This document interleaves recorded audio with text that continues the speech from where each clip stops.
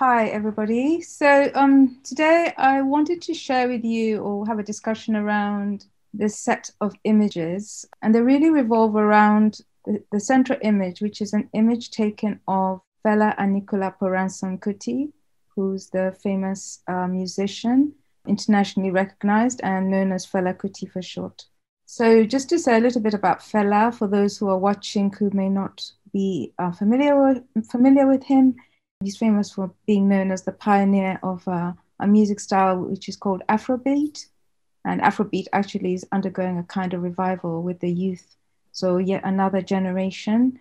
And he's actually a child of the elites. His mother was the famous Funimilai Ransom Kuti. So he was well educated, but rather than being in this category of the elite, he's very much championed the rights of the oppressed, particularly the poor in Nigeria, and he used his music and his lyrics as a political platform and to actually challenge the political rulers of the day in Nigeria, as well as contextualizing the story of oppression as a long one stretching back to the colonial times to the present moment. So it was, even though he famously, when he was attacking the politics of the day, Nigeria was under military rule, but he did not just focus on the military governments of the day, but also on just the actual system of politics and oppression that disenfranchised the majority, who are the poor. So on the far left-hand side, you'll see the statue. And 2017 was a commemoration of 50 years of Lagos State being inaugurated as a state under the federal system. So the Lagos State government went under the brand of Lagos at 50, commissioned different types of public art, as well as different events around the state. And one of them was this statue of Fela Kuti, which was actually entitled Liberation. And it's quite imposing. It's 25 feet long, and it's modeled on this photograph. And so this is October 2017 is when the statue was unveiled. But you can imagine this Lagos at 50 has been going on throughout 2017. But at the same time, what was interesting, because I was in the field at this time, was that also one of the most vocal and in terms of having a national and international profile campaigning organizations for the slum poor, the poor who are living in the slums of Lagos, Justice Empowerment Initiative, they were also using the same image of Fela Kuti in their campaign against the slum clearances and forced evictions that the government was undertaking and had been undertaking for quite a long time. But that year, the community that was under siege was called Otodobame. And they used the same image to say, what would Fela do? And then they have a list on the right. If you read carefully, they say, I'll just read the first one. While violent, forced evictions are going on with impunity, Fela's music is being used to celebrate #Lagos at 50. Because another thing that Lagos state government put money into was this musical called Fela, which launched in Lagos and also was shown here in London. I have a quote from the Commissioner for Information who said that they wanted to honor Fela because this was in line with their commitment to promote art and tourism and to celebrate iconic figures in politics, economics, and cultural sectors who have contributed to the image and development of Lagos State. So I just thought this is something that cuts across some of our work in our different contexts about how images as Strassland, Azalea have both talked about the event of photography. So on the theory side, I felt that these sets of images brings us into this discussion that particularly in Karen Strassler's book, Demanding Photography, and if I quote her, she says that the fixity of images and their essential remove from events neglects the ways that images themselves are eventful, in that they are always taking place and open-ended. So rather than epiphenomenal to the unfolding of history, the appearance of an image is among the minute and sometimes even the monumental happenings that transform the world. And she goes on to say that an image event is a political process set in motion when a specific image or set of images erupts upon or erupts onto and intervenes in a social field, becoming a focal point of discursive and effective engagement across diverse publics. So just one other point I want to put in the mix of our discussion is thinking about something around, the phrase I'm using is global, sort of a global visual aesthetics of revolution, and how that intersects with indigenous visual aesthetics. And I'm saying this because in the Yoruba, where Lagos is in the heart of Yoruba land, and Fela Kuti himself was Yoruba. So this is the landscape. This statue is in Ikeja, which is the Lagos capital. The area of Lagos called Ikeja is the state capital, but it's also where Fela's actual nightclub, which tourists would go to, the shrine, is as well. But for the Yoruba, the head, which is what's missing, the head and the fists are both missing from this statue. And this has been very much discussed both in the media and with Lagosians, because for the Yoruba, the head is called Ori, and it's seen as it's the seat of power, of your individual power, as well as your destiny that's bestowed on you or preordained, as well as what you actualize throughout your life. So it was very telling that the head is absent, and this was much discussed. It's like almost cutting his power. And then this thing of the raised fist is something that we recognize across different revolutionary moments around the world as, again, a symbol of resistance. Anyway, so I just wanted also, maybe we can think about discussing these kind of visual aesthetics and what's global, local, or specific to the indigenous. So that's what I'm throwing into the mix for all of us. Great, thanks, Nalu. I mean, it makes me think of lots of the Nicaraguan protest imagery that Ileana has been working on, and there would also be Indian parallels to this, I think. I suppose for me, one of the key issues would be the question of contingency and what the iconic image, the statue or that pose that's kind of almost capable of being stenciled because it's so reductive in a way. What happens when you strip out all the noise of conventional photography? How does that make an image, an icon or a sign more powerful by becoming more simple?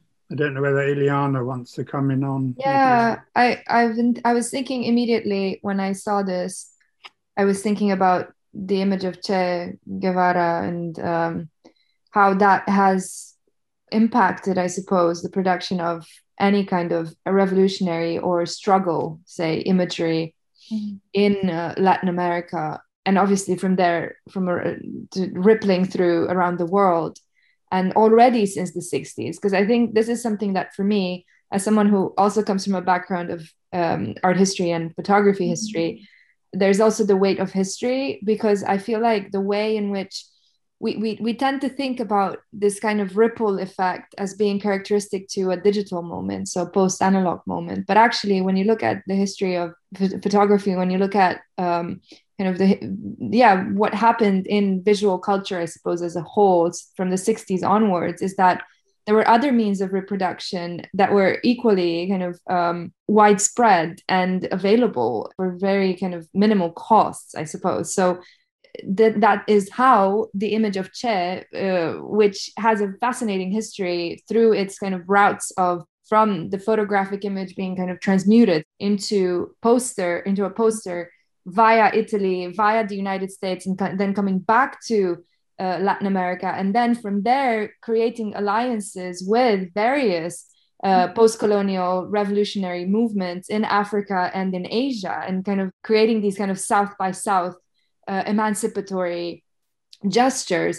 And again, you see this proliferation of the image that is pre-digital, yet has that kind of flux and that kind of presence that we would be, I suppose, through our bias, most likely now to label under this digital contagion type procedure. So when I look at this, what I'm really fascinated by is also the juxtaposition between the different media. So starting from the photographic image and then moving through all sorts of interpretations, but then it's achieving sculptural form. And that is something that I've seen. I mean, the Che image, you can see it in different parts of the world, not just in Latin America, in kind of post-revolutionary contexts, where you see it as a mural. Right? That would be kind of the most common, as a poster and as a mural.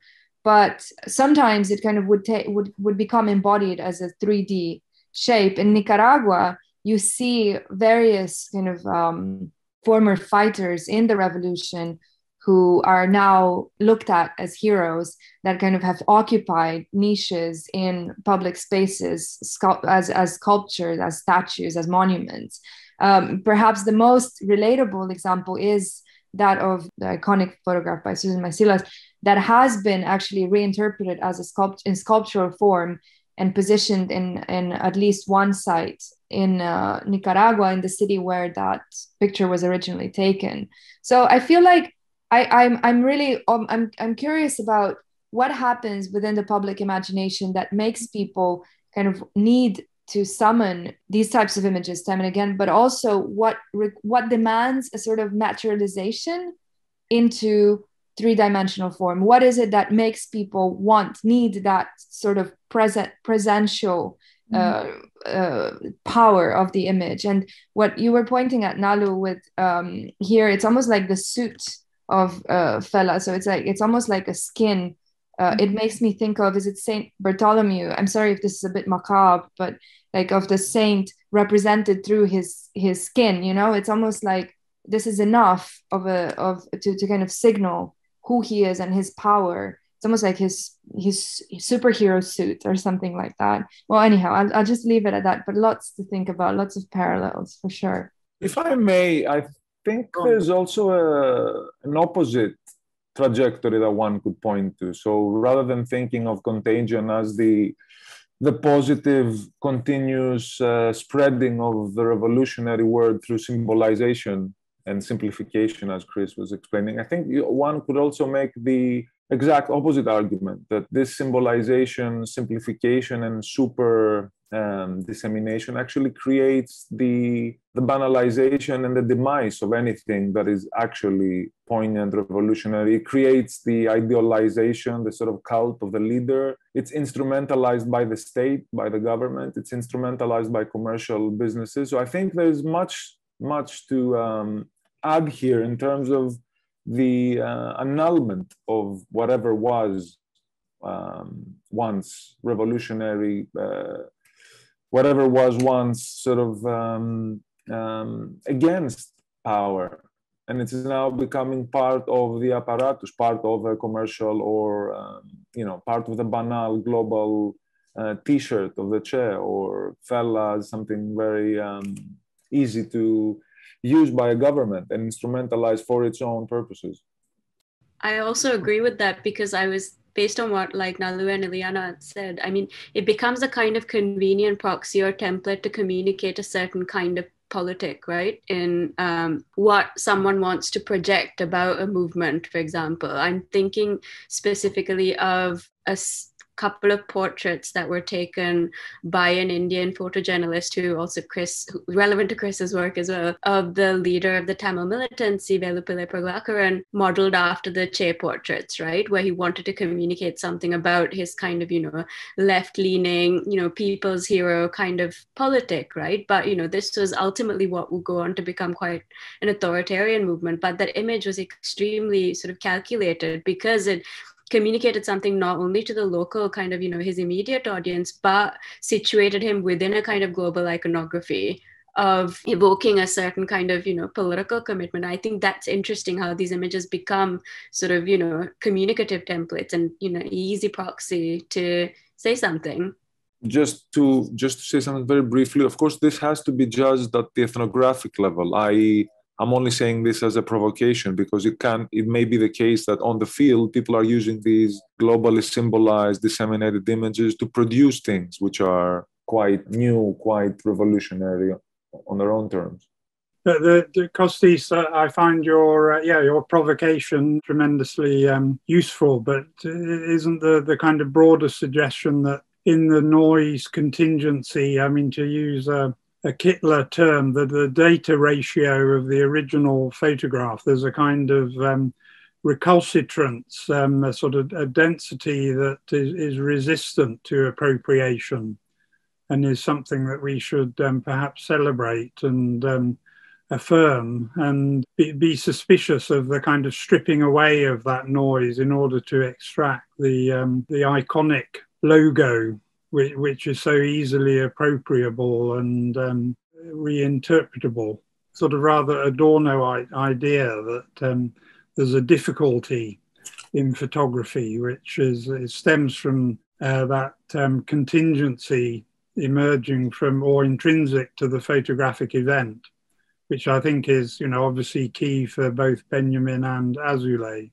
Yeah, I was just thinking how, for me also, it's a question of, there's a bit of, there's something about, and maybe here, this whole notion of the imperfect or the poor image that Hito Steyerl brings about is interesting to consider, because I think there's also in these acts of translation and reproduction, there's a lot of imperfection that's being added. If you look at it as in Latin American context, so in Spanish, you would refer to it as the popular image, la imagen popular. So something produced by the public as a whole rather than by a specialized professional, say, photojournalist audience. And there's something that happens within the realm of the public, understood as in that kind of popular realm, that where the image mutates in ways that are very, very local and sometimes very funny, and sometimes there's a lot of humor that's added, and that the image acquires a lot of imperfection, acquires much more kind of idiosyncrasy, even though it is still being distilled and kind of iconicized. And I think that this is another kind of element of contingency, that the kind of Benjaminian contingency that just keeps added and added and added. There's more and more layers. And this also makes me think about this brilliant Latin American photographer, Marcos Lopez, who works very much with, like, I suppose the equivalent of pop art or pop marginalia, rather, kind of pop objects in the Latin American context. And he says the original FC Barcelona, which is a huge team in Latin America football, the original FC Barcelona t-shirt is not the one that you purchase, the original one that you purchase for a huge amount of money, but rather is the version of it that's being sold in every single market, no matter how small, throughout Latin America. Now that is the original FC Barcelona t-shirt. So this kind of the kind of that branding aspect of it too, of the branding these images, using these images that are kind of have become brands, makes me think about also how these reappropriations and processing of the image happens at a local level. And I feel like there's always this added layers of idiosyncratic content and material that further serves to kind of embed the image and really gives it more, I think it gives it more power. But I think that's a wonderful comment, but I wonder whether one needs to differentiate between the style poor image makes me think of those Nigerian videos that Brian Larkin talks about that become progressively more degraded, that acquire more and more noise, so that they're a poor image, but they're, in a sense, they become more and more contingent through being copied and recopied.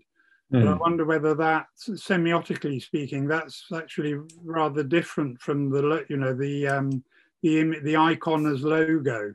So I'm thinking, the Indian parallel to the Fella outline or the Che image would be the image of MK Gandhi's glasses, which you see, pretty much everywhere currently as part of this Swachh Bharat program, the Modi right-wing government Clean India project. And so its logo is simply a drawing of Gandhi's glasses, abstracted from some ancient photograph, but which immediately signify, in a kind of pure, almost noise-free manner, the stamp of authority of Gandhi, the approval of Gandhi. Seems to me very different from the video the embassy recopied video where noise kind of ultimately overwhelms the image. I mean, my sense from a small fieldwork example is that when it comes, for instance, to the postcard industry in Greece, which used very often anonymous old men as specimens, rural specimens to be used and sold, my interlocutors in Crete, they used contingency exactly as a way of critiquing representation as a political process, because they looked at these postcards, they discerned small elements that made these sitters their own kin, their own co-villagers, their own friends, and then they unleashed their critique against commercialization and how these people are rendered anonymous. So absolutely contingency works, I think, against the grain of symbolization and simplification and usability of someone as an object. And in fact, ethnographically, the discussion was around the fact that very much aware that the government is trying to appropriate the image of Fela and disinfect it, not to his make a small nod to his political activism, but reclaim him as a son of Lagos and an international representation of Nigerian fashion, music, style. But his decapitation is how people talk about it, and the removal of his clenched fist. People were discussing in terms of the fear that the government has of his image, of who he is. So in a way, even those born in a different generation, in fact, you know, the tales can become even more fantastical of what really Fela is and who he is. But what I also found fascinating was in terms of the activists, they were encouraging people in terms of showing them how they could protest, how they themselves could reclaim Fela. Like you could put a lyric, one of his, because all his lyrics were very critical, and use one of his lyrics, put it on a poster and come with it to the march, for example. So there's this extra layering and also trying to, in a way, mold contingency, you know. But the other thing also which I thought about, I was thinking about this thing of when you are, as a public, there is a call to your loyalties to also bolster this image that we're putting forward as the face of our culture, our nation. I was thinking how that, you know, whether you saw some similarities with what's going on here with the government. I think the ethnographic complexity is that in the Greek case, the instrumentalization is there, but it does become recalcitrant because it's used by so many different actors, constituencies, and so on, that in the end becomes uncontrollable. So yes, a company that sells olive oil, for instance, and uses a bearded man to market its product is an obvious example of commercializing and sort of subsuming, using the icon for its own purposes. But there are other uses which are more unpredictable and can end up creating problems. So when you have protests, for instance, which use that bearded figure, and then they turn against order in some ways, even if they come from political perspectives that are also hard to pin down. They may be conservative or they may be the opposite of conservative. But I think the usability of that figure can actually become uncontrollable. In some instances, it's fully under the control of whoever puts it there, but in some other, it's not. I mean, it strikes me that the general point that emerges is also that in studying photography, we can't look at photography on its own. You know, it needs to be positioned in a broader spectrum of appropriative and deformational practices, and so it exists within a broader visual zone that is continually feeding off, and in this case, simplifying, stripping away the noise and contingency of the photographic image.